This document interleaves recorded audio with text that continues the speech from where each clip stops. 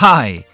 If you don't want to get a notice where you park your car, here is what you should do. Open the app Settings.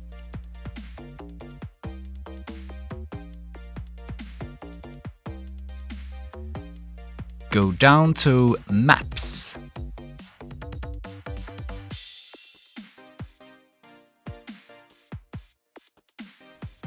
And uncheck Show Parked Location.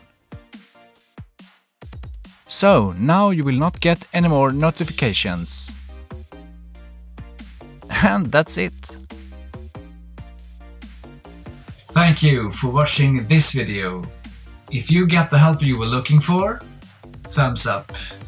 If you want more help in the future, please subscribe to this channel, because then you will find me next time you want help here on YouTube.